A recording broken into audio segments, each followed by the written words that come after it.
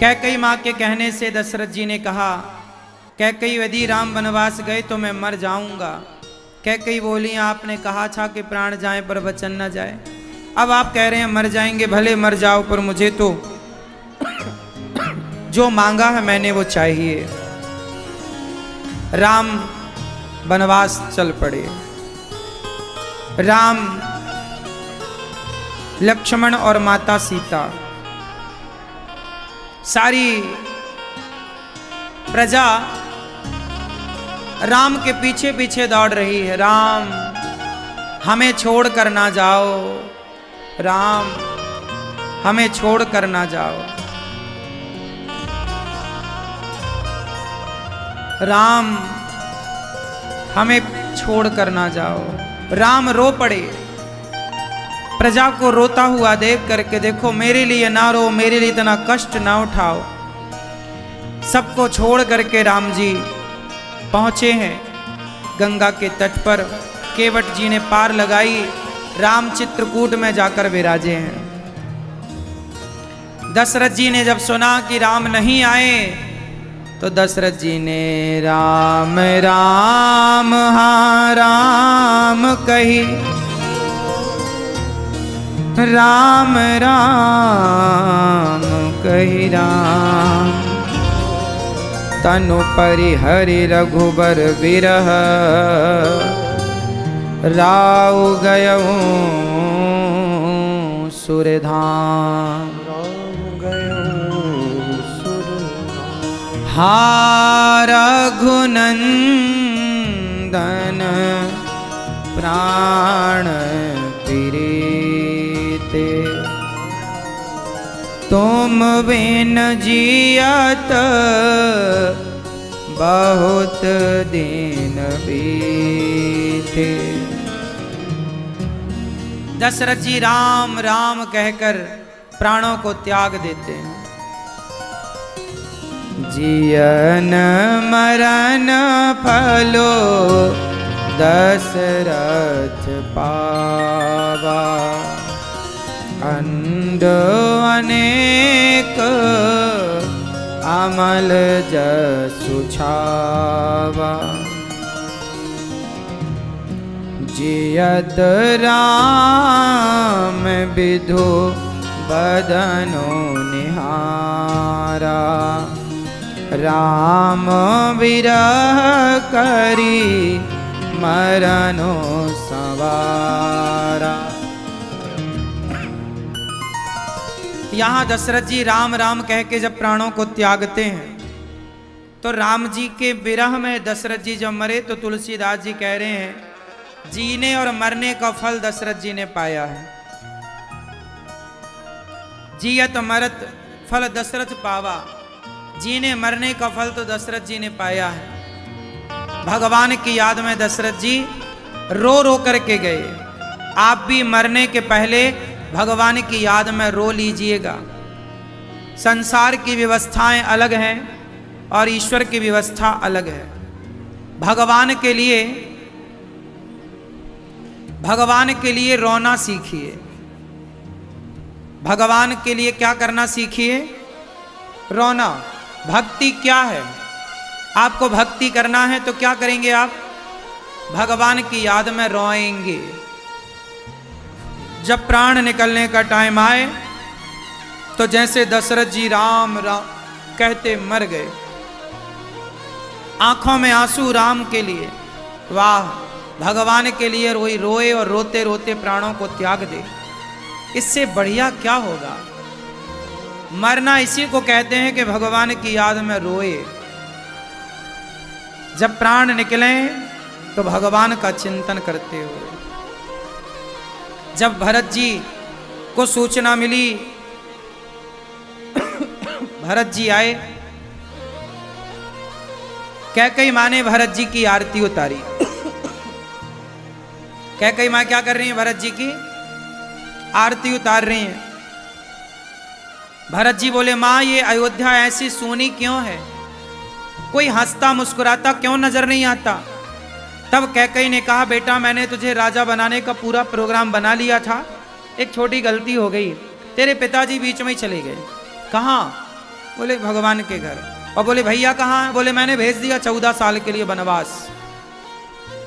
कैकेयी माँ तो ऐसे बोल रही है जैसे बहुत बढ़िया काम किया हो।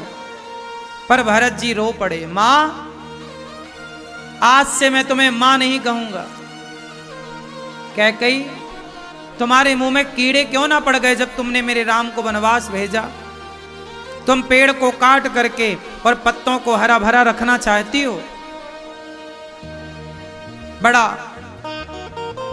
भरत जी ने वहां डांटा कैकेयी मां को। अच्छा मुझे एक बात बताओ आप लोग, कैकेयी मां क्या ऐसी कोई स्त्री है कि पति की लाश पड़ी हो और वो अपने बेटे की आरती उतारे? आओ बेटा आओ, मैं तुम्हें राजा बनाने का प्रोग्राम बना चुकी हूं।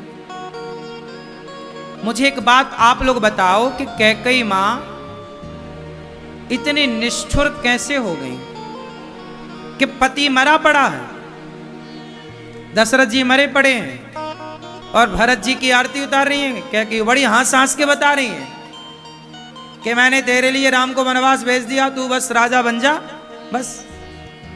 ऐसा क्यों हुआ? मुझे एक बात बताओ, कैकेयी मां ने ऐसा क्यों किया? हाँ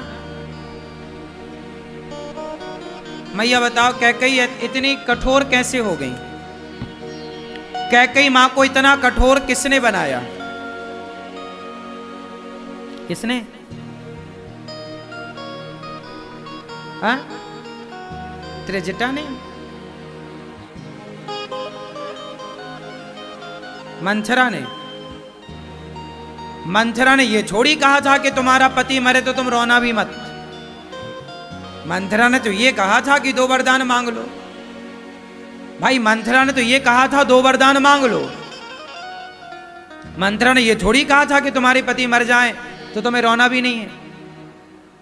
ये तो नहीं कहा था। क्यों इतनी कठोर क्यों बन गई माता कैकेयी? उत्तर दो।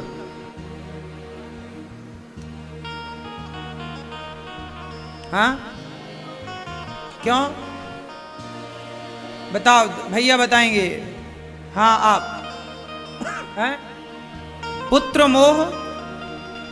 अरे पुत्र मोह तो है, पुत्र को तो राजा बनाने का दशरथ जी ने बोल ही दिया और बुरी बात बन भी गई। अब मोह क्या? वो तो सामने खड़ा है बेटा। पुत्र मोह में ऐसा थोड़ी है कि आदमी पति के लिए ना रोए। क्या कारण था? आप लोग कारण तक पहुंचे इसलिए मैं ये बात पूछ रहा हूं बार बार। लाल कुर्ता वाले, लाल शर्ट वाले, टी शर्ट वाले दादाजी, आप बताइए। माया नहीं, माया ने तो वहां प्रेरित किया था कि जब वो वनवास राम को भेज रही थी, वहां माया का काम खत्म हो चुका है। अब यहां ना माया है, ना मोह है और ना मंथरा है। आप दादाजी बताएंगे कौन है यहां? कैकेयी इतनी कठोर कैसे हो गई कैकेयी मां? लाल बैठे बैठे विधाता ने बनाया। कोई विधाता ये थोड़ी कहेंगे कि तुम्हारा पति मर जाए तुम रो भी ना।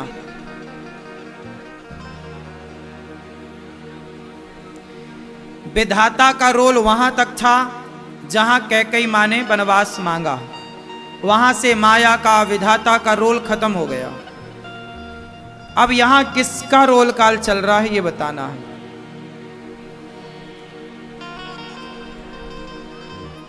जरा कल्पना करिए कि बेटा पति मरा पड़ा है, सारा समाज रो रहा है, लेकिन आप सबको अरे आप लोग किसी को रोता हुआ देखते हैं ना तो आपकी आंखों में भी आंसू आ जाते हैं।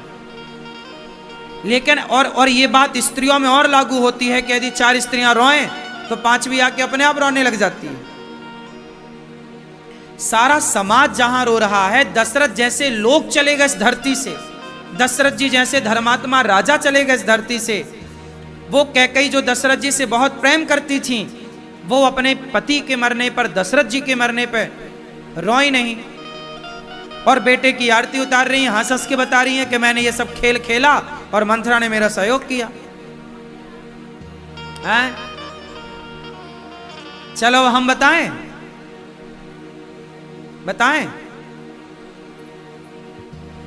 सवाल का उत्तर आप देखते तो आप जीतते हैं ना। अरे बेटे के लिए थोड़ी ऐसा मां करती है कि पति मरा, मैं बेटा रोऊंगा नहीं कहीं तू नाराज ना हो जाए, ऐसा थोड़ी होता है। अब सुनो, ये बातें इतनी गहरी हैं कि आप तक आज तक आप लोग यहां पहुंचे ही नहीं। आओ हम आपको पहुंचाएं। उस समय विधाता का कोई रोल काल नहीं था। विधाता का रोल काल तो वहां खत्म हो गया जहां वनवास मांग लिया। मंथरा ने भी ऐसा नहीं कहा। अब यहां जो कैकेयी के भीतर जो निजी स्वभाव था, कैकेयी के अंदर आ गया था लोभ। क्या आ गया था कैकेयी मां के अंदर? लोभ कि मेरा बेटा बनेगा राजा, मैं राजमाता कहलाऊंगी। और राजमाता को अब किसी के सामने रोने की क्या जरूरत है? जब व्यक्ति बड़ा बनता है तो दो चीजें आ जाती हैं। एक तो कैकेयी मां को घमंड इस बात का आ गया कि अब मैं हो गई राजमाता, अब मैं बड़ी हूं। दूसरा, कैकेयी मां को इतना अधिक लालच आ गया, लोभ आ गया सत्ता का, कि उस लोभ ने कैकेयी मां को अंधा कर दिया। पाप के बाप का नाम क्या है? बोलो। पाप के बाप का नाम इंसान निर्दयी कब होता है? जब लोभ सवार होता है। अरे कुछ स्त्रियों के अंदर लोभ आ जाता है ना, पराये पुरुष का, कि मैं उसके संग रहूंगी। तो कुछ स्त्रियां अपने बेटे को, अपने पति को छोड़कर पराये मर्द के संग भाग जाती हैं। हाँ या ना? अब सोचिए कि एक मां अपने बेटे को कब त्यागती है, क्यों त्यागेगी? आज क्या इस देश में ऐसा नहीं हो रहा है?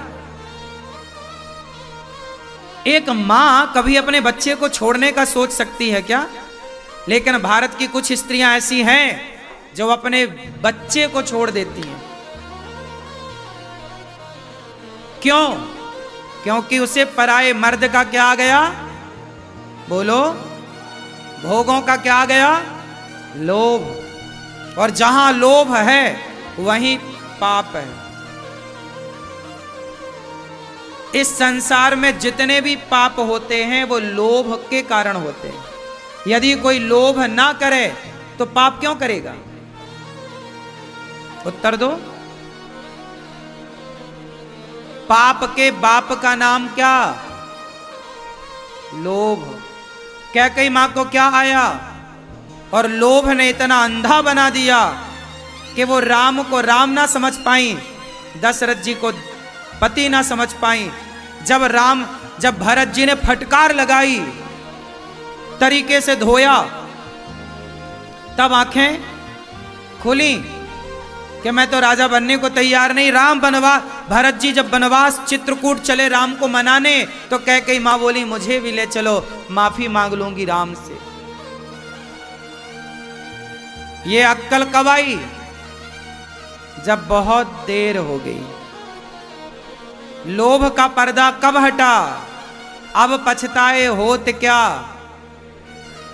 जब चिड़िया चुग गई। बात समझ में आई?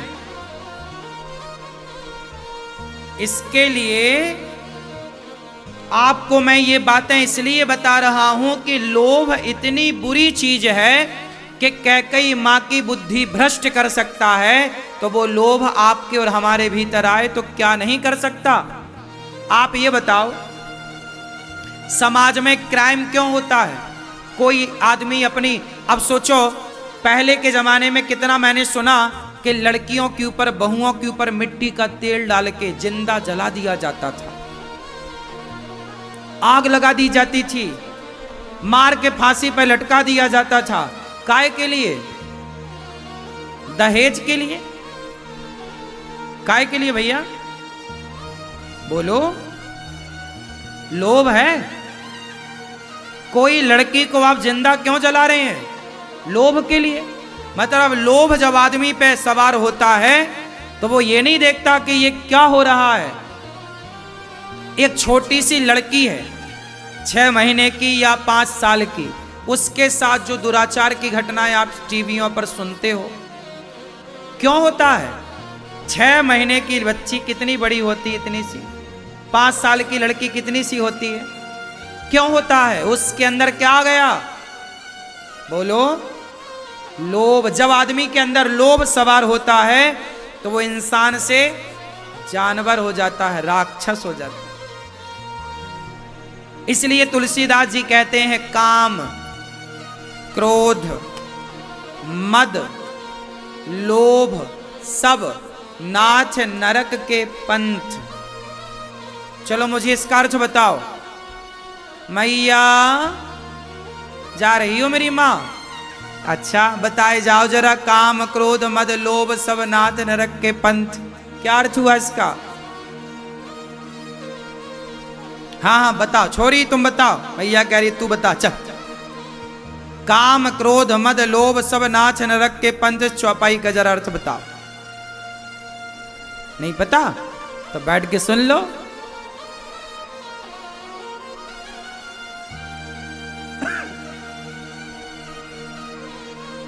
चलो बताओ भैया, टोपी वाले भैया। काम क्रोध मद, मद मतलब मद मतलब क्या होता है? हाँ? है? नशा? अरे मैया कहां से आई हो? काम क्रोध मद, मद मद मतलब क्या होता है? हाँ? हाँ, मद मतलब होता है अभिमान। अरे बड़ा मद मद में चल रहा है। अभिमान, दर्प, घमंड, एटीट्यूड, ईगो। काम, बोलो काम। काम मतलब काम वासना, काम। बोलो क्रोध। मद, मद मतलब अभिमान। काम क्रोध मद लोभ, लोभ अभी मैंने बताया, कैकेयी मां को क्या आया? काम क्रोध मद लोभ सब नाथ नरक के पंथ। पंथ मतलब, पंथ मतलब, पंथ मतलब रास्ता। तो अब आप बताओ, काम क्रोध मद लोभ सब मतलब ये सब नाथ नरक के, मतलब ये सब नरक का रास्ता है। जिसे नरक जाना है वो काम क्रोध लोभ, काम क्रोध मद लोभ में उलझ जाए, इनमें उलझे तो सीधा नरक जाओगे, तुलसीदास जी कह रहे हैं। ये नरक का रास्ता है। काम क्रोध मद लोभ सब नाथ नरक के पंथ, सब परि हरि रघुवीर हैं, भजहु भजहि जेहि संत।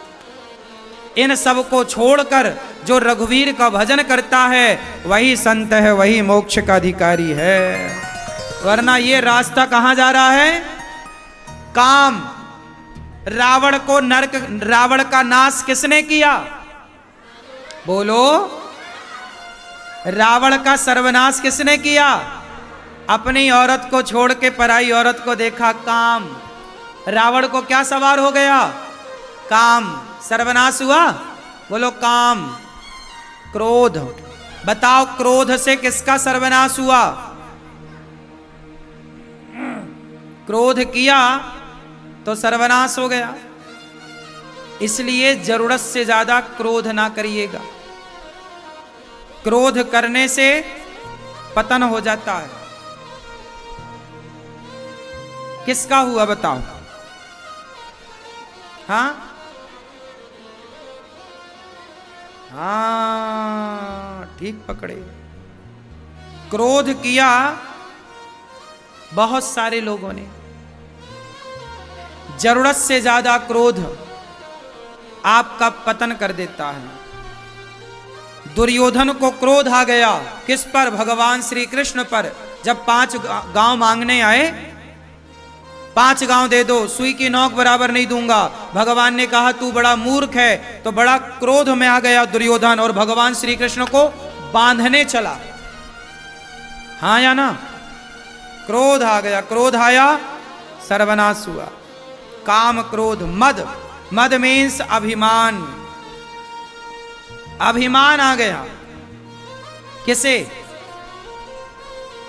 बोलो किसे अभिमान आया? हाँ, किसे अभिमान आया? किसको आया बताओ? अभिमान आया, अभिमान आया था, हाँ, हिरण्यकश्यप को। हाँ सही कह रहे हो। अभिमान आया, सर्वनाश हुआ। किसको अभिमान आया? बाली। किसको अभिमान आया? मैं बड़ा शक्तिशाली हूं, कोई जीत नहीं सकता। बाली, अभिमान आ गया। रावण को कांख में दबा रखा ना उसने। मैं अब इतना बलवान आदमी, तो अभिमान आएगा। देखो परिणाम क्या हुआ। अभिमान चला किसका कि तुम्हारा चलेगा? तो काम, क्रोध, मद, लोभ। और लोभ किसको आया? माता कैकेयी को। और ये नरक के द्वार हैं, इसलिए इस रास्ते पर चलोगे तो सर्वनाश। नरक मतलब सर्वनाश, सर्वनाश हो गया मतलब नरक मिल गया। यही तो नरक है, सर्वनाश होना। आज भी रावण के पुतले जलाए जा रहे हैं। रावण का कुल कोई रोने वाला ना बचा। क्या ये नरक नहीं है? वो तो राम के हाथों मरेगा तो सदगति तो होगी, नरक नहीं जाएगा। लेकिन यही एक प्रकार का नरक है कि आपका अपयश हुआ, यही तो नरक है। इसलिए इन चारों से बच के रहना रे बाबा। नरक के चारों दिशाओं के ये 4 दरवाजे हैं, पूर्व, पश्चिम, उत्तर और दक्षिण के दरवाजे। काम, क्रोध, मद, लोभ सब नाथ नरक के पंथ। कैकेयी मां को भरत जी ने मां कहना त्याग दिया। आज से मैं आपको मां नहीं कहूंगा। उस दिन के बाद कभी भरत जी ने कैकेयी को मां नहीं कहा। अब भरत जी से दशरथ जी का अंतिम संस्कार किया गया। भरत जी से कहा गया आप चित्रकूट। भरत जी बोले मैं चित्रकूट जाऊंगा। वशिष्ठ जी ने कहा कि आपको राजा बनना है, पिताजी ने कहा है कि आप राजा बन जाएं। भरत जी बोले यदि मैं राजा बना तो ये पृथ्वी रसातल में चली जाएगी, ये पृथ्वी रसातल में चली जाएगी। तब कहा वशिष्ठ जी ने कि पृथ्वी रसातल में क्यों जाएगी? भरत जी रोने लगे कि मेरे कारण राम का वनवास हुआ, मेरी मां ने मेरे कारण राम को वनवास भेजा, पिता की मृत्यु हुई, इतना अनिष्ट हो गया, रो पड़े। तब भरत जी को समझाया गुरु जी ने, सुनहु भरत भावी प्रबल। अब इस चौपाई का अर्थ आपको करना है। सुनहु भरत भावी प्रबल, बिलख कहूं मुनिनाथ। पहले एक लाइन का, आधी लाइन का अर्थ बताओ। सुनहु भरत भावी प्रबल, अर्थ बताओ इसका क्या हुआ। सुनहु भरत भावी प्रबल। भावी मतलब, भावी मतलब भार। किस पे भार?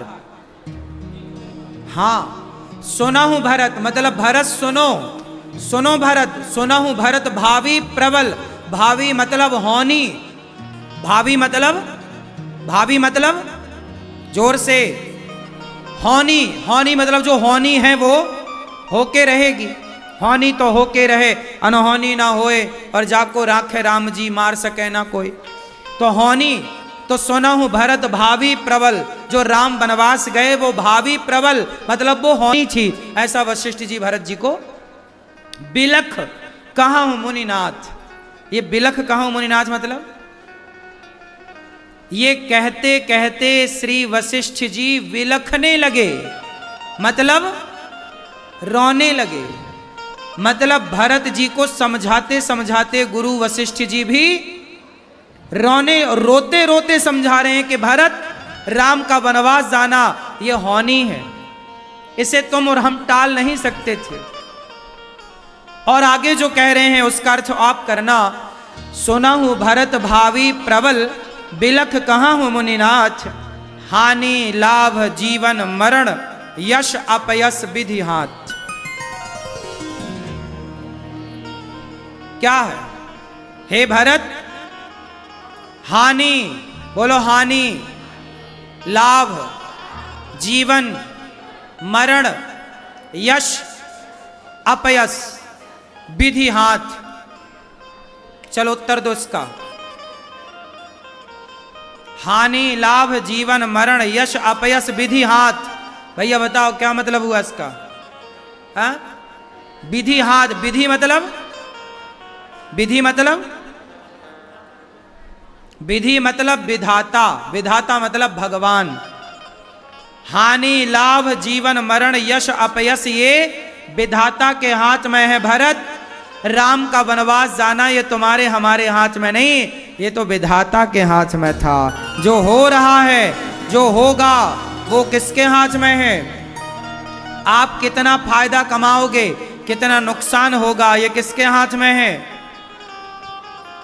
तुम कर्म करो, मेहनत करो, हानि लाभ ईश्वर के हाथ में छोड़ो। हानि लाभ जीवन मरण, मैं कितने वर्ष तक जीऊंगा और कितने वर्ष बाद मरूंगा, ये कौन तय करेगा? बोलो। आपकी मृत्यु और आपका जन्म, ये दोनों ईश्वर के हाथ में। इसलिए जियो बिंदास, मरो बिंदास। टेंशन लेने का नहीं कि कभी मर ना जाए, मर जाओगे तो मर जाओ, मरना तो पड़ेगा। डर डर के क्यों मरना? बिंदास जियो। मौत आएगी तो मर भी लेंगे, मौत से पहले मरना क्या? ओ भैया देखो बिंदास सो गए, जय बात। हाँ,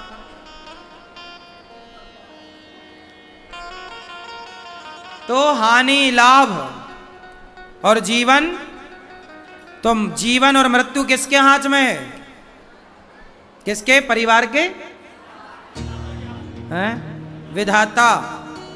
हानि लाभ जीवन मरण यश और अपयश, आपका नाम और आपकी बदनामी। आप यदि नाम कमा रहे हैं तो ये ईश्वर की कृपा है, पर यदि जरा बदनामी है तो खुश रहो साहब। अपमान सहन नहीं होता, ये बात सत्य है, लेकिन फिर भी आप शांत रहो। अच्छा, जब आपका अपमान हो, जब आपका समय बुरा चल रहा हो, उस समय आपको क्या करना चाहिए? उत्तर दो। जब आपका समय बुरा चल रहा हो, जब आपकी बदनामी हो रही हो, लोग आपको गलत कह रहे हो, आपका घाटा चल रहा हो, आपका परिवार आपके खिलाफ हो, उस समय आपको क्या करना चाहिए? बोलो। क्या करना चाहिए? चलो मैं एक प्रैक्टिकल उदाहरण देता हूं, आप उत्तर देना। मैंने एक बाल्टी पानी लिया और उसमें एक कटोरी मिट्टी डाल दी, धूल माटी, और मैंने घोल दिया। पानी क्या हो गया? बोलो, क्या हो गया? गंदा हो गया। मैंने मिट्टी डाल दी ना, धूल डाल दी, कचरा डाल दिया, तो क्या हो गया? पानी गंदा। अब बताओ, वो गंदा पानी क्या साफ हो सकता है? बोलो। जिस बाल्टी के पानी में हमने मिट्टी धूल घोल दी, गंदा कर दिया, क्या वो फिर से साफ हो सकता है? उत्तर हाँ या ना? हो सकता है। कैसे? उसे शांत छोड़ दो। उस बाल्टी के पानी को शांत छोड़ दो, क्या होगा? 2, 4, 10 घंटे में वो अपने को। हाँ, ऐसे जीवन में जब उथल पुथल ज्यादा हो, परेशानियां ज्यादा हो, टेंशन ज्यादा हो, अपने साथ छोड़ रहे हो, नुकसान हो रहा हो, तो अपने मन को, अपने आप को थोड़ा शांत कर लीजिए, सबसे हटा लीजिए, अलग कर लीजिए अपने को सबसे।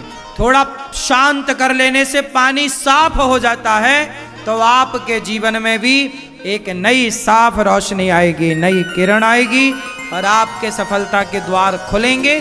थोड़ा आप धैर्य रखिए, सब्र रखिए, शांत हो जाइए, बोलिए मत। जवाब किसी को ना दीजिए, लोगों को बोलने दीजिए।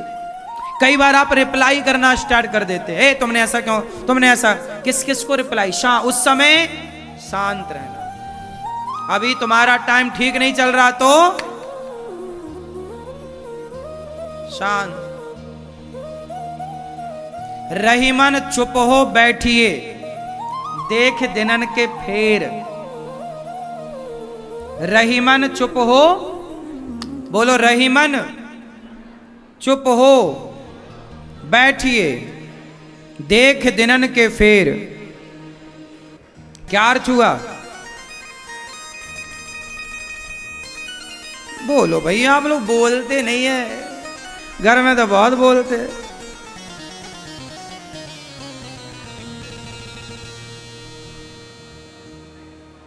तो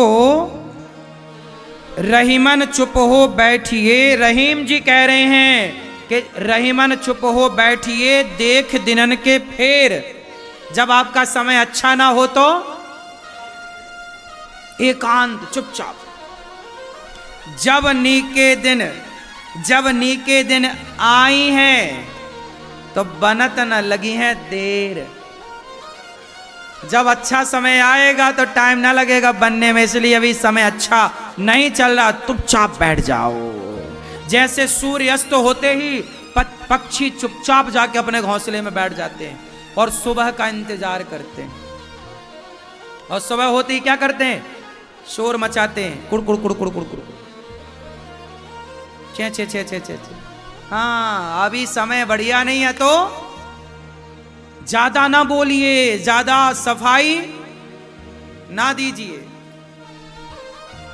देखो कितनी गहरी गहरी बातें शास्त्रों में हैं, संतों ने कही हैं, लेकिन आपके जीवन में उतरने वाली बातें हैं पर लोग उतारते नहीं। जब आपका समय खराब होता है ना, तभी आप ज्यादा बड़बड़ बड़बड़ करते हैं।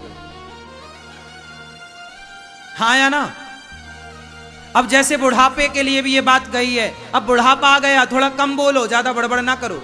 लेकिन बूढ़े लोग और ज्यादा बड़बड़ बड़बड़ करते हैं। कम बोलो, लेकिन आपको और बोलना है। रहीमन चुप हो बैठिए, देख दिनन के फेर।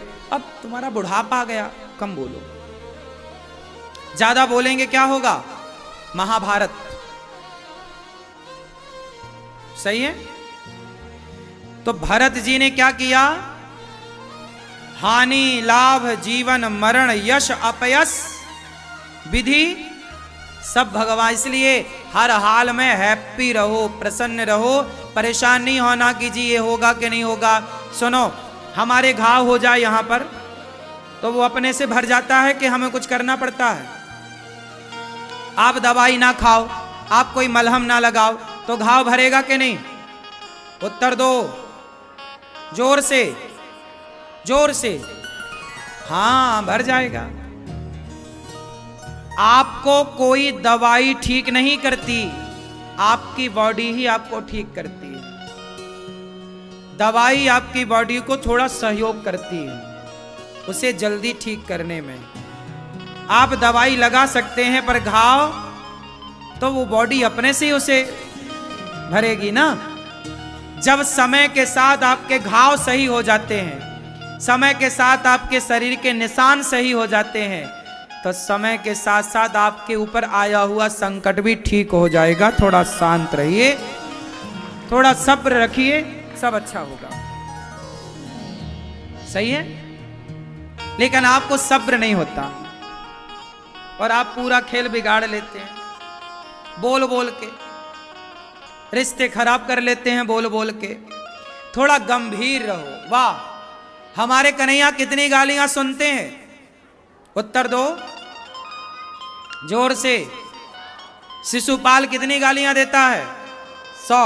और भगवान चुप सहते हैं। क्यों? समाज को सिखा रहे हैं कि आप भी थोड़ा चुप रह करके समाज का अपमान सहा करो। हर बार बोलने की जरूरत नहीं है, सबको रिप्लाई देने की जरूरत नहीं। अच्छा ये बताओ, आप में से किस किस को देखकर कुत्ते भौंकते हैं? आपको देखकर कई बार कुत्ते भौंकने लग जाते हैं। किस किस को देख के भौंके आज तक? अरे हाथ तो उठा के बता दो सरकार। कुत्ते भौंके ना, फिर आपने क्या किया, रिप्लाई दिया उसे? क्यों, आपने क्यों नहीं दिया? और पत्नी जरा कुछ कह दे तो आप तुरंत रिप्लाई देते हैं, पड़ोसन जरा कुछ कह दे, जेठानी जरा कुछ कह दे, तुरंत रिप्लाई। जब कुत्ते को आप रिप्लाई नहीं करते तो जो भौंक रहा है, चाहे वो इंसान हो या कुत्ता, एक के बराबर है। भौंकने वाला तो कुत्ता ही होगा ना। ये भौंकने दो, आप क्यों कुत्तों के मुंह लगते हैं? जब आदमी गुस्से में बड़बड़ाए उसे कुत्ता मानना चाहिए कि इसमें कुत्ता सवार हो गया, कुत्ता महाराज सवार है। हाँ ठीक है, आपको जरूरत नहीं है कि आप उत्तर दें। भगवान श्री कृष्ण ने क्या शिशुपाल का उत्तर दिया? 100 तक, 101 हुआ तो सिर काट दिया। बस कहां बोलना है, कहां चुप रहना है, ये समझो, ये जानो। यदि आपको इतनी समझ नहीं आई तो आप जीवन नहीं जी पाएंगे। इसलिए भरत जी ने समझाया, राम जी ने, वशिष्ठ जी ने समझाया। भरत जी बोले अब राम जी को लेने चलेंगे चित्रकूट। यदि आप मुझे राजा बनाते हैं, पृथ्वी रसातल में चली जाएगी। क्यों चली जाएगी रसातल में? क्योंकि इस पृथ्वी को भरत जैसों से संभावनाएं हैं।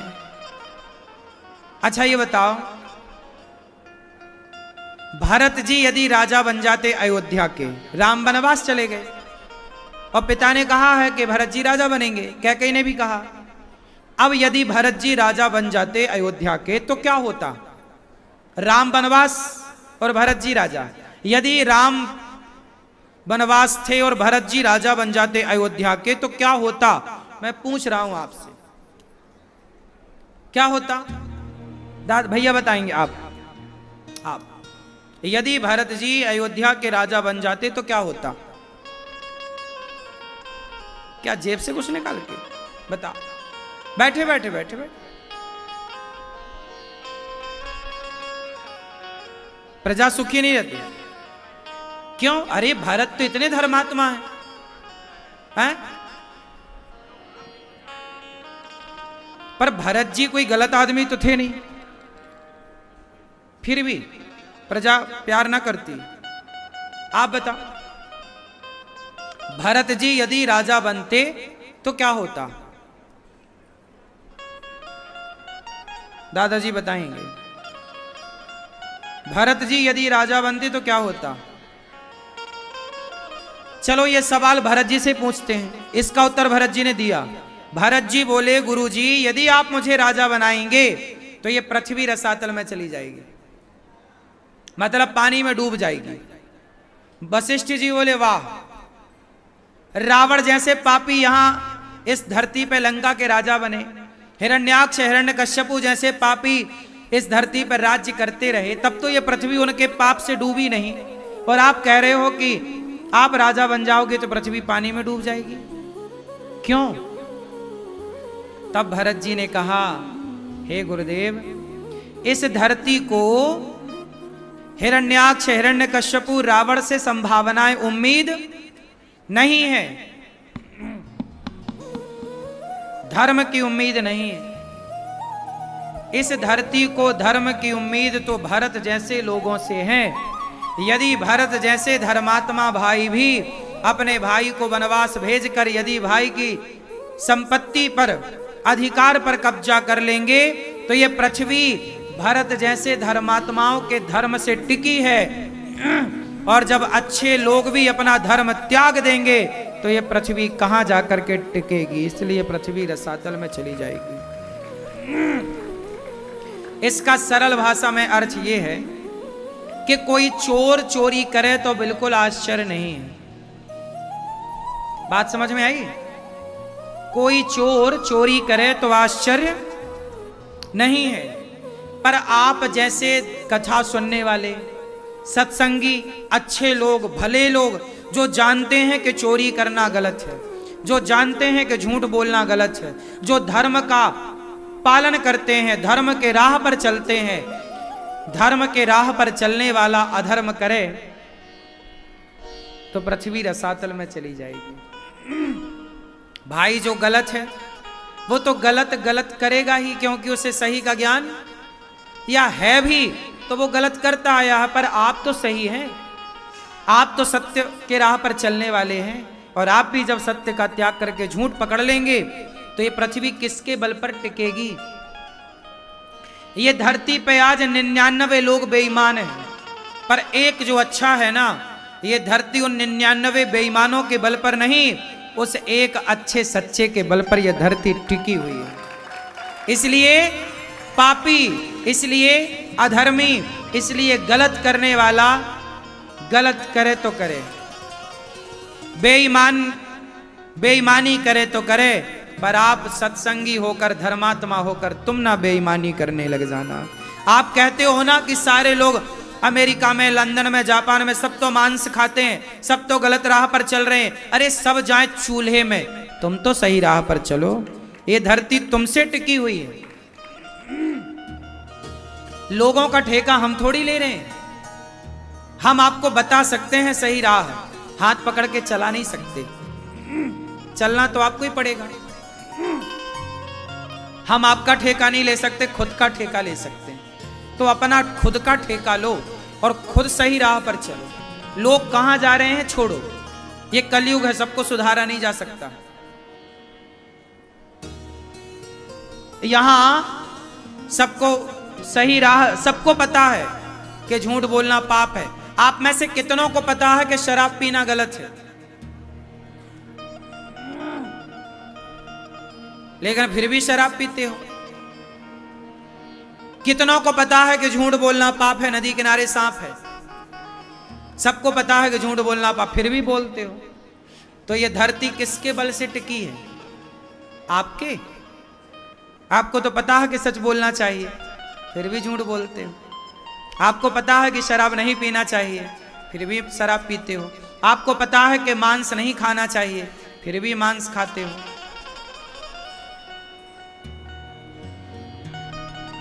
इस धरती पे अभी भी कुछ अच्छे लोग हैं, आप जैसे। आप लोग अच्छे हैं कि इस कलयुग में भी सत्संग कर रहे हैं। धर्म का कार्य इस धरती पे यदि हो रहा है तो आप जैसे कुछ अच्छे सच्चे भक्तों के बल पर हो रहा है। इसलिए दुष्ट अपनी दुष्टता नहीं छोड़ता, तो सज्जन को भी अपनी सज्जनता नहीं छोड़नी। बेईमान बेईमानी नहीं छोड़ता, तो ईमानदार को भी अपनी ईमानदारी नहीं छोड़नी चाहिए। सही राह पर गुरुजी बस बोल पड़े भरत जी कि मैं राजा बना, ये पृथ्वी रसातल में चली जाएगी। इसलिए मैं आपसे कहूं, सारी दुनिया बेईमानी करे, आप ना करना। सारी दुनिया मांस खाए, आप ना खाना। ये धरती किनके बल पर टिकी है? आप जैसे अच्छे सच्चे लोगों के बल पर। और आप भी सोचो, धर्म यदि छोड़ दोगे, आप भी झूठ कपट पे उतर आओगे, तो बताओ फिर धर्म कहां जाएगा? धर्म किसकी शरण में जाएगा बताओ? धर्मः कम शरणम गतः, धर्म किसकी शरण में जाएगा बताओ? बोलो, धर्म किसकी शरण में है? उत्तर दो फास्ट। धर्म किसकी शरण में है? उत्तर दो आप। धर्म किसकी शरण में है?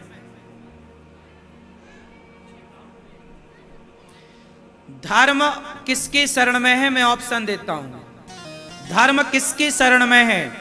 झूठ की शरण में या सच की शरण में? बोलो, धर्म किस ओर है? सत्य की ओर है। आप किस ओर हैं? आप किसकी तरफ हैं? बोलो, झूठ की ओर के सत्य की ओर?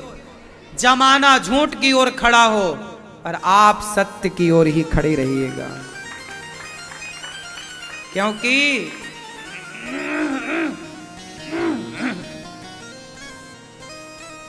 सत्य जो होता है ना, वो आकार में छोटा होता है, पर वजन उसी का सबसे ज्यादा होता है।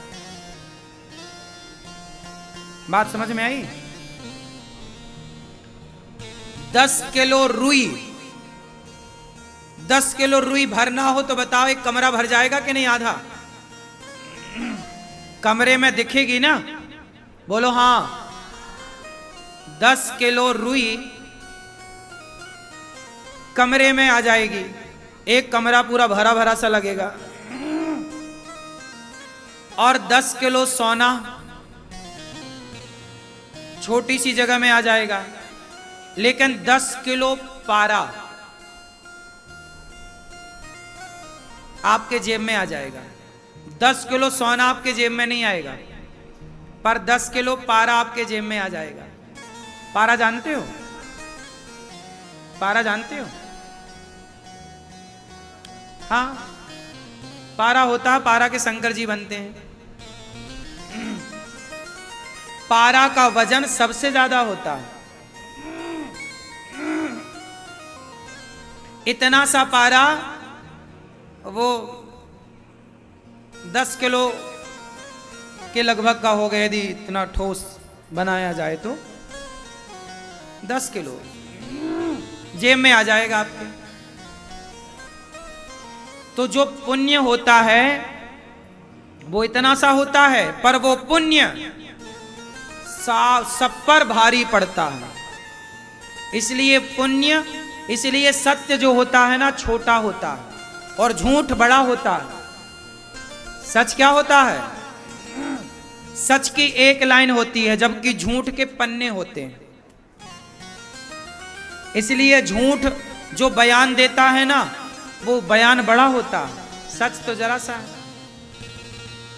सच छोटा है, झूठ किसके साथ रहोगे? जमाना किसी के साथ खड़ा हो, पर हम लोग सत्य के साथ खड़े रहेंगे। मरेंगे और क्या होगा? मर जाएं। और सत्य, दशरथ जी मर गए पर प्राण जाए पर सत्य सबसे बड़ी चीज है। बिक गए हमारे देश के राजा हरिश्चंद्र, पर सत्य को नहीं छोड़ा। बाजार में बच्चे को आरे से चीर कर दिया था मोरध्वज ने, अपने पुत्र ताम्रध्वज को बीच से आरे से चीर कर दिया, पर सत्य को नहीं छोड़ा। अपनी जांघों को काट दिया एक तोते के लिए राजा शिवी ने, पर सत्य को नहीं छोड़ा। इसलिए आप भी, जमाना बेईमान है तो है, तुम रहे आओ बेईमान, हमें नहीं बनना।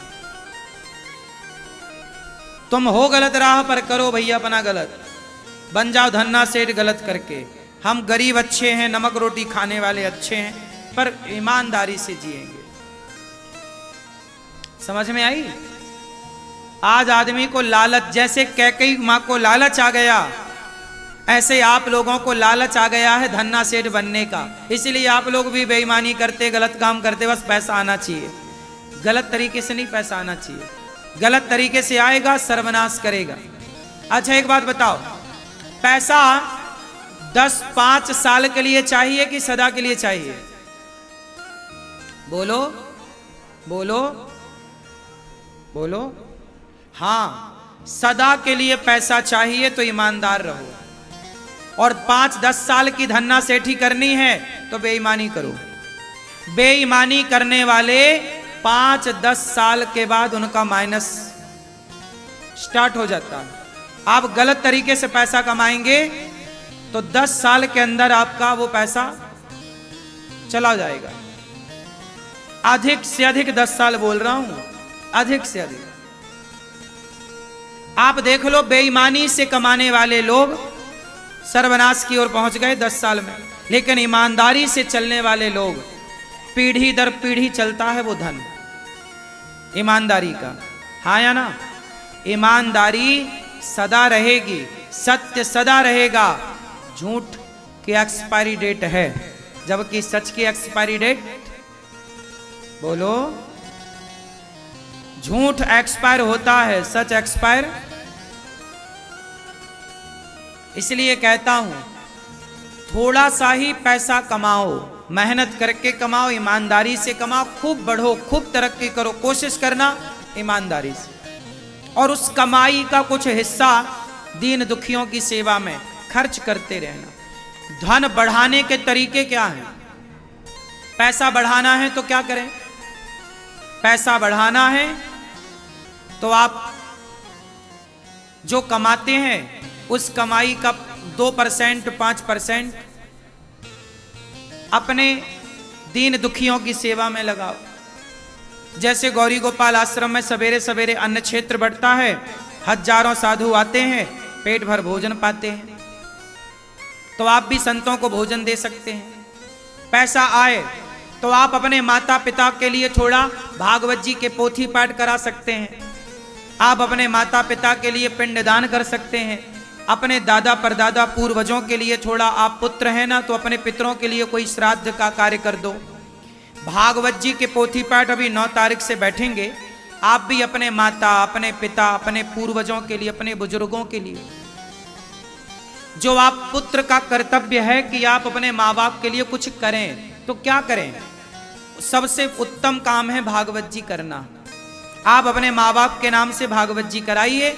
जैसे परीक्षित जी ने भागवत सुनी तो उनका 7 दिन में उद्धार हुआ, धुंधकारी जैसा पापी भागवत सुना उसका उद्धार हुआ, ऐसे भागवत ही है जो मोक्ष दिला सकती हैं। इसलिए भागवत जी हम सब भागवत सुने, अपने माता पिता पत्नी पति जो नहीं है, जिनके नाम का आप चाहें उनके नाम का भागवत जी का पाठ कराएं। और भागवत जी से हमारे घर में सुख शांति भी बढ़ती है, एक सुरक्षा कवच के तौर पे भागवत जी काम करती है। तो आपने यदि मेहनत की है, पैसा कमाया है, तो उसको इस जगह पे खर्च करो कि जब आपके माँ बाप संतुष्ट होंगे पुण्य से तो वो आपको आशीर्वाद देंगे, आपके पितरों की कृपा आपको मिलेगी, पूर्वजों की कृपा आपको मिलेगी। अब आप अपने पूर्वजों के लिए कुछ करते नहीं हैं तो कृपा मिलना नहीं, उनका श्राप मिलना स्टार्ट हो जाता है। भाई ये बताओ कि बेटे को अपने माँ बाप के लिए कुछ करना चाहिए कि नहीं? पहले का बेटा श्रवण कुमार कंधे पे बैठा के तीर्थ यात्रा कराता था, तो आज का बेटा क्या भागवत जी भी नहीं करा सकता अपने माँ बाप के लिए? भागवत जी के पोथी पाठ भी नहीं करा सकता?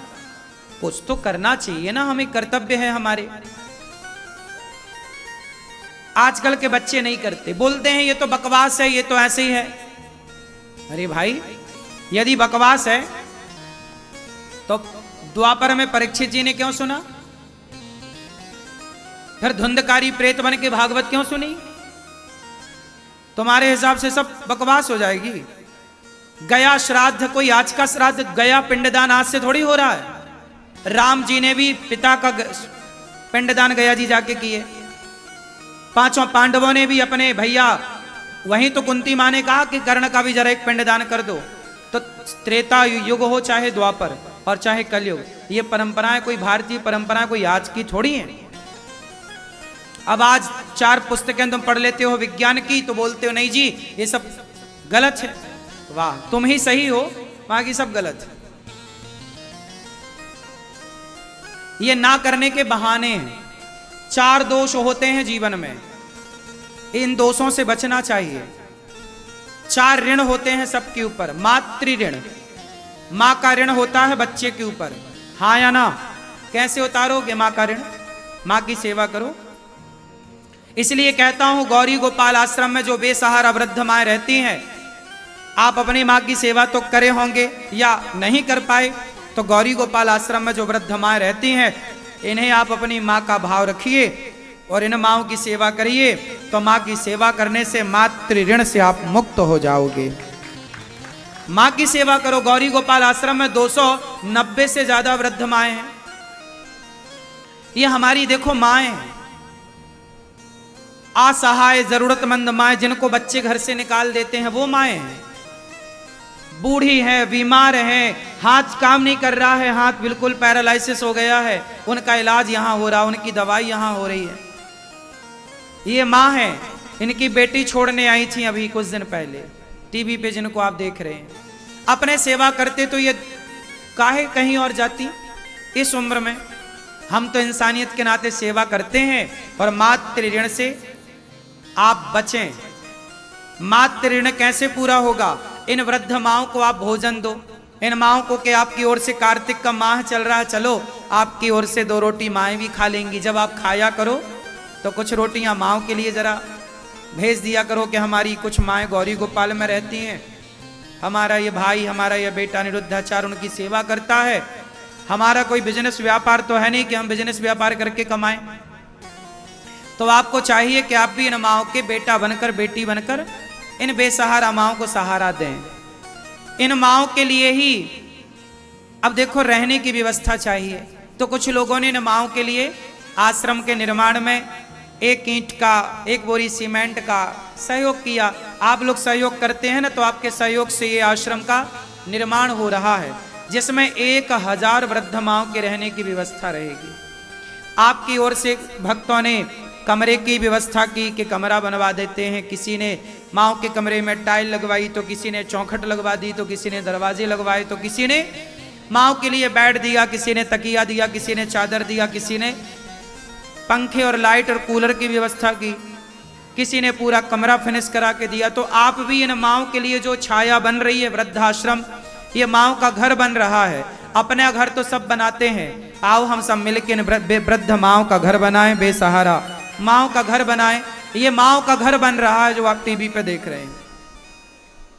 ये इतना बड़ा घर माओं का है, 1000 माएँ रहेंगी यहाँ पर। अभी 290 से अधिक माएँ हैं, तो आप भी थोड़ा थोड़ा योगदान करने योग्य हैं। 1-1 ईंट का भी, 1-1 बोरी सीमेंट का भी सहयोग करेंगे तो अच्छा हो जाएगा। तो मातृ देवो भव, माँ के ऋण से मुक्ति कब मिलेगी? जब हम माँ की सेवा करेंगे। फिर आता है पितृदेवो भव। कौन सा सूत्र आया? पितृदेवो भव। पितृदेवो भव मतलब अभी 3 दिन पहले एक बूढ़े बुजुर्ग आए, पिता, बुजुर्ग पिता रहे होंगे लगभग 80-85 साल के, ठीक से चला नहीं जा रहा था। 85 साल का बूढ़ा आदमी आके बोला, महाराज जी बेटे ने घर से निकाल दिया। केवल माताओं को घर से निकाला जा रहा है ऐसा नहीं, आज की औलाद अपने बाप को, बहू अपने ससुर को लोग निकाल रहे हैं। वो बूढ़ा आदमी आया, बोला कि मुझे निकाल दिया, मुझे यहाँ रख लो। मैंने कहा ठीक है, चिंता ना करिए, व्यवस्था करेंगे। अब सोचिए, मेरे ऊपर केवल माओं की जिम्मेदारी नहीं, उन बेसहारा वृद्ध पिताओं की भी अब जिम्मेदारी आ रही है, जिनको अपनों के द्वारा सताया जाता है। कहाँ जाएंगे वो? तो उन वृद्ध पिताओं के लिए भी गौरी गोपाल में ये दास उनकी व्यवस्था में भी लगा हुआ है कि उनके लिए भी एक जल्दी से तैयार हो। फिर हमने उनके बेटे को बात की, समझाया, तो अभी तो वो बोल रहा था कि आऊँगा, अभी आया नहीं। अभी पिताजी यहीं हैं, यदि आ जाएगा तो लेके जाएगा, समझ जाएगा बेटा, तो नहीं तो फिर परमानेंट, अभी टेम्परेरी 10-20 दिन के लिए वहां यहां रखा जाता है। जब बेटा साफ मना कर देता, मैं नहीं आऊंगा, मेरे लिए बाप मर गया, मां मर गई, तब फिर माँ को या पिता को कंटिन्यू यहां किया जाता है। तो अब देखो बूढ़ा बाप भी परेशान है बेचारे। तो आप लोगों से मेरी प्रार्थना है कि ये दास अनिरुद्ध के ऊपर सेवा की जिम्मेदारी ज्यादा है, आप भी ज्यादा से ज्यादा बढ़ चढ़कर सेवा में सहयोगी जरूर बने, ऐसी मेरी प्रार्थना है। गौरी गोपाल आश्रम में संतों को देखो भरपेट भोजन मिलता है। सवेरे साधु संत आते हैं, कोई भी संत आए सबके लिए दरवाजे खुले हैं। इन सभी संतों को आप भी भोजन दे करके सेवा में सहयोगी बनिए। बूढ़ा, अंधा, लंगड़ा, बहरा सब लोग आते हैं यहाँ, भरपेट प्रसाद पाते हैं। आप भी थोड़ा सा अन्नदान, ये देखो सब संत लोग हैं, आप भी थोड़ा थोड़ा सहयोग करेंगे तो संतों की सेवा आप भी कर पाएंगे और आपको भी पुण्य मिलेगा। गौरी गोपाल आश्रम में जो हजारों संत प्रसाद पाते हैं, आपकी ओर से भी प्रसाद पालेंगे। आपकी बेटी के नाम से, आपके बेटे के नाम से आप अन्नदान कर सकते हैं। तो आप भी इन सेवाओं से अपने आप को जोड़िए। एक संत को आप दें, 2 संत को दें, 1 रोटी आप रोज निकालें संतों के लिए। गौरी गोपाल गौशाला है, कार्तिक का माह चल रहा है, गाय के लिए थोड़ा चारा निकालिएगा, गाय के लिए थोड़ा भूसा का सहयोग कीजिएगा। और जितना हो सकता है आप गाय की सेवा से जुड़ें। गौरी गोपाल गौशाला में आप आए, गाय का दान करें, गौ माता की सेवा करें, तुला दान करें, बच्चों के भजन का गाय को चारा भूसा दें, तुला दान करके पुण्य के भागीदार बने। तो गाय की सेवा करें आप। गौरी गोपाल गौशाला में 400 से अधिक गौ माता हैं, तो आप भी गौदान कर सकते हैं। गौरी गोपाल गुरुकुल है जहां 150 बच्चे पढ़ते हैं गौरी गोपाल गुरुकुल में, तो आप भी गुरुकुल की सेवाओं से जुड़ें। एक बच्चा आपकी ओर से पढ़ जाए। देखो हमसे तो जो बन पढ़ रहा है कर ही रहे, लेकिन आपकी भी तो जिम्मेदारी है, हम सब मिलके कुछ करें। अब बताओ गौरी गोपाल आश्रम में जो सेवाएं चल रही हैं, ये सेवाएं हम सबकी नहीं है क्या? जिन गुरुकुलों को मुगलों ने, अंग्रेजों ने उजाड़ा था, उन्हीं गुरुकुलों को बसाने का और उनकी स्थापना करने का काम ये दास अनिरुद्ध ने किया है। 150 बच्चे आज पढ़ते हैं। आपका आशीर्वाद, आपका सहयोग रहा तो 300 बच्चे भी पढ़ेंगे, 500 बच्चे भी पढ़ेंगे। भाई मैं तो सोचूं कि 1000 बच्चे भी पढ़ें, पर ये तो सोचो कि बच्चों को 150 बच्चे यहाँ हैं, उनका खाना पीना सब फ्री है, कॉपी किताब व्यवस्थाएं कितनी लगती हैं।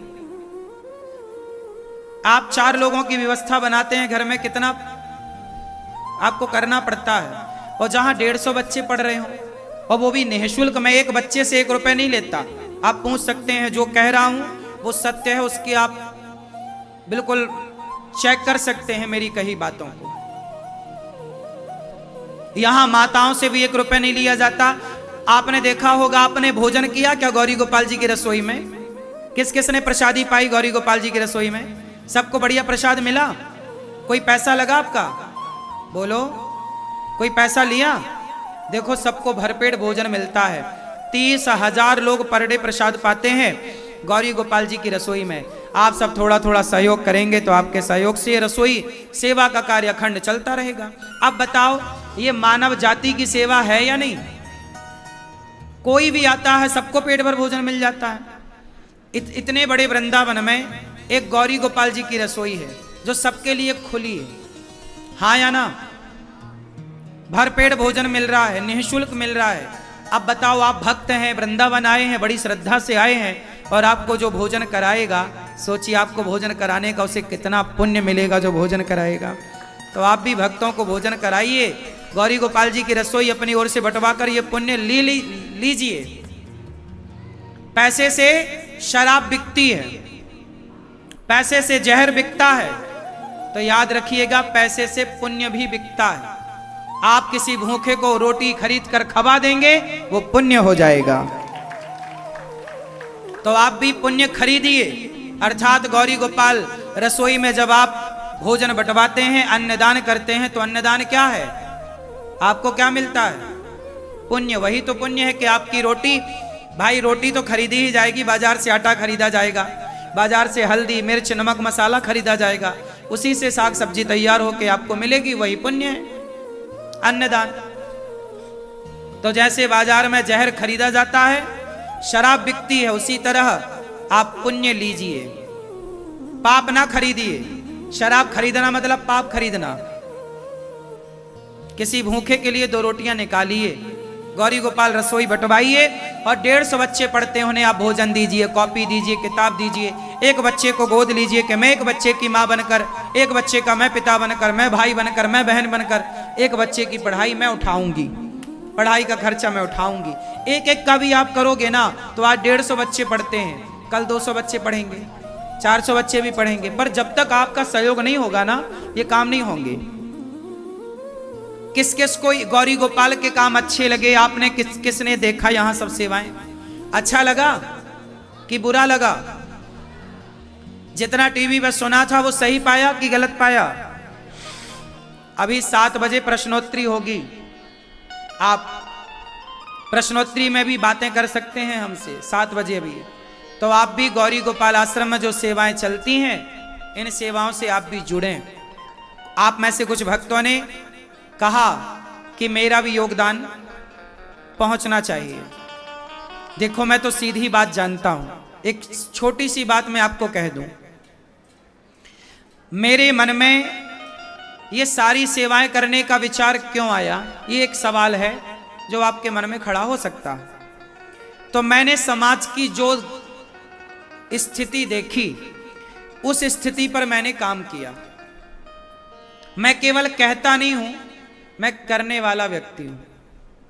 अब सोचिए कि गौरी गोपाल आश्रम की सेवाएं आप सबके थोड़े थोड़े सहयोग से चल रही हैं, और इतनी बड़ी सेवाएं चल रही हैं कि एक साथ इतनी सारी सेवाएं आपको कहीं देखने को नहीं मिलेंगी। कहीं कहीं अखंड रसोई इस बड़े पैमाने पर 24 घंटे खुली है, कहाँ है बताइए? तो गौरी गोपाल भगवान चाह रहे हैं कि आप सबकी सेवा हो, और आपकी सेवा मतलब ईश्वर की सेवा। भूखे की सेवा क्या है? भगवान की सेवा है। नर सेवा क्या है? नारायण सेवा है। पूरे भारत की सबसे बड़ी रसोइयों में एक रसोई गौरी गोपाल जी की रसोई है। सुबह से शाम तक खुली है।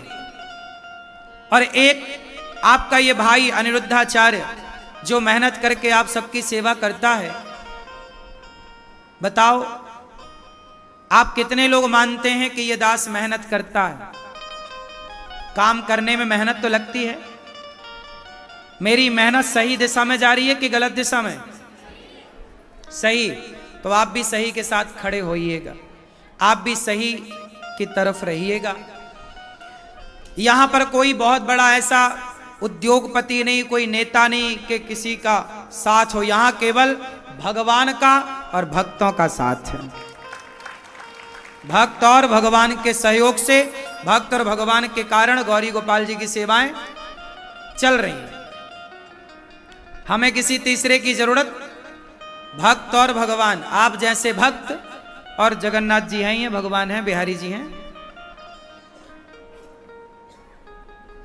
मैंने एक बार सोचा कि देखो ढोलक जो है ना, बकरा मरता है तो बकरे का चमड़ा ढोलक में लग जाता है। ऊंट मरता है तो ऊंट का चमड़ा भी बेल्ट और पर्स बनाने के काम आ जाता है। हर जानवर का चमड़ा काम आता है, हाँ या ना? लेकिन विचार करो कि जब हम मरेंगे तो हमारा चमड़ा काम आएगा? हमारे चमड़े का तो जूता भी नहीं बनता। तो हमारा चमड़ा मरने के बाद तो किसी काम का नहीं है। मैंने सोचा कि जब मरने के बाद काम नहीं आना, तो चलो जीते जी से काम पे लगाते हैं। जीते जी इस चमड़े से, इस शरीर से सेवा करते हैं। तो जीते जी सेवा हो रही है। बस आप लोगों को चाहिए कि सेवा के यज्ञ में सहयोग की आप आहुतियां डालें, और आपकी आहुति से ये यज्ञ चलता रहे, अखंड सेवाएं चलती रहें। माताएं यहाँ सुखपूर्वक रहती हैं, बेसहारा माँ को सहारा मिलता रहे, भक्तों को भोजन मिलता रहे, संतों को प्रसाद मिलता रहे, बच्चों को शिक्षा मिलती रहे, गायों को चारा मिलता रहे। यहाँ चिकित्सा सेवा भी चलती है। सब कोई भी आता है उसे निःशुल्क दवाई मिल जाती है। एक छोटा सा हॉस्पिटल भी हमें बनाना है। अब 290 माताएं रहती है ना, रोज कोई ना कोई माँ को हॉस्पिटल भेजना पड़ता है बोतल चढ़ाने के लिए, और ना जाने क्या क्या वो सिस्टम होता है डॉक्टरों का। तो मैं चाहता हूँ कुछ ना कुछ सिस्टम यहीं पे लग जाए, छोटा मोटा। और हमारे बहुत सारे डॉक्टर पहचान के हैं, बोले हम हफ्ते में एक दिन आ जाया करेंगे। तो 2-4 डॉक्टर भी हफ्ते में, यदि एक डॉक्टर आप आ गए तो एक दूसरा डॉक्टर भी आ गया, तो वो यहीं देख लिया करेंगे। अच्छे अच्छे डॉक्टर आपके सहयोग से मिल जाते हैं कि सेवा, चलो भाई हम भी एक दिन वृंदावन में माताओं को देखा मैं। आप में से भी कोई यदि डॉक्टर है, आपके भी जान पहचान में कोई डॉक्टर है, तो आप उनसे मेरी तरफ से प्रार्थना कर सकते हैं कि भाई महीने में एक बार, 15 दिन में एक बार, जब भी आपका मौका लगे तो एक बार आओ और हमारी माताओं को देख के चले जाओ। तो ये आपकी ओर से एक छोटा सा हमें सहयोग मिल जाएगा। हम यहाँ एक छोटी सी व्यवस्था हॉस्पिटल की भी माँओं के लिए कर रहे हैं, तो करना जरूरी है। क्या करें, जरूरी है, जरूरी है कि नहीं? अब हमारी कुछ माँओं को इंसुलिन लगती है, कुछ माँओं को हमारे बीपी हाई हो गया, फला फला हो गया, बोतल चलानी पड़ती है। तो बोतल वोतल यहीं चढ़ जाए, कुछ छोटा मोटा ट्रीटमेंट यहीं हो जाए, ब्लड प्रेशर यहीं नप जाए, यहीं सब एक छोटा सा सेटअप हो हॉस्पिटल का। इमरजेंसी ऑक्सीजन यहाँ पर अवेलेबल होना चाहिए कि किसी माँ को इमरजेंसी ऑक्सीजन की दिक्कत है तो ऑक्सीजन दे सकें। तो ये सब व्यवस्थाएं बनाने में देखो ये दास अनिरुद्ध आपका बेटा, आपका भाई सब बनाने में लगा हुआ है कि माँओं के लिए सब प्रकार की व्यवस्था हो। और वो जो छोटा हॉस्पिटल बनेगा वो केवल माँओं के लिए नहीं, आप यात्रीगण भी आते हैं, कई बार आप भी इमरजेंसी बीमार पड़ जाते हैं, तो आपको भी वहाँ सुविधा मिल पाएगी। जितना चादर है उतना ही पांव पसारना। क्या मतलब, इस कहावत का क्या अर्थ होता है? चश्मा वाले भैया, टोपी वाले, जितना चादर है उतना पांव पसारो, इस कहावत का अर्थ बताओ। हाँ, आप बताओ इस कहावत का अर्थ क्या है? जितना चादर उतना पांव पसारो, क्या मतलब हुआ इसका? क्या है अर्थ? हाँ, जितना हम कमाते हैं उसी से हमें गुजारा करना चाहिए। बस ये कहावत कह रही है और ये हमारे बड़े बुजुर्ग कह गए हैं। यदि इस पर चलेंगे तो सदा सुखी रहेंगे। अब आपकी कमाई है 20,000 रुपये महीना और आप मोबाइल ले रहे हैं 1.5 लाख रुपए का, तो कैसे चुका पाओगे, कैसे करोगे? इसलिए हमें देखा देखी में नहीं चलना। आज हमारे देश में परेशानियां क्या है? लोग देखा देखी की जिंदगी जी रहे हैं कि उसके पास है, मेरे पास भी होना चाहिए, उसके पास गाड़ी है, मेरे पास होना चाहिए, उसके पास ये मोबाइल है, मेरे। देखा देखी में ना चलो। उसके पास क्या है छोड़ो, आपके पास क्या है उसमें खुश रहो। क्यों? कभी किसी को नहीं देखना चाहिए। किसी को नहीं देखना मतलब किसी के यश कीर्ति को प्रणाम करो बस। बराबरी हम किसी से ना करें अपनी, हम अपनी लाइन आगे करें। छोटी लाइन आप खींचो, एक लाइन हमने खींची, अब इसे बड़ी करना है, कैसे करेंगे? उसके नीचे एक बड़ी लाइन खींचो। हम किसी को छोटा ना करें, हम अपने को बड़ा करें। जब हम अपने को बड़ा करेंगे तो अपने आप हम औरों से आगे निकल जाएंगे। हम दूसरों को ना देखें कि तुम कौन सा मोबाइल चलाते हो, तुम कौन सी गाड़ी में चलते हो। आप चलते हो तो आपने मेहनत की होगी तो आपके पास बड़ी गाड़ी है, आपने मेहनत की होगी तो आपके पास बड़ा घर है, आपने मेहनत की होगी तो आपके पास पैसा है ना? जितने आप लोग बैठे हो ना, आप लोगों के बाप दादों के पास भी पहले बहुत पैसा था, कुछ लोगों के पास। पर पुराने लोगों ने क्या किया पता है? जुआ खेलते थे, ताश, और बैठे बैठे ना जमीन लगा देते थे दाव में। 1 एकड़, ये ले 1 एकड़ का दाव हार गए। जैसे धर्मराज युधिष्ठिर ने जुआ खेला, हाथों हाथ सारा इंद्रप्रस्थ हार गए, हाँ या ना? और पूरी इंद्रप्रस्थ और धन धान्य तो छोड़ो, पत्नी हार गए। और पत्नी हारे और 12 साल का वनवास पा लिया। और ये स्थिति केवल धर्मराज की नहीं हुई, आप में से बहुत लोगों के पुरखे बाप दादे ऐसे थे जिन्होंने जुआ में जमीनें हार गए, हाँ या ना? है कोई आप में से ऐसा जिनके बाप दादे जुआ में जमीनें हारे हों? 1 एकड़, 2 एकड़, 50 एकड़ जमीनें थी पर जुआ खेल खेल के सारा हार गए, हाँ या ना? तो उन्होंने जमीन का, पैसे का, समय का क्या किया? दुरुपयोग किया।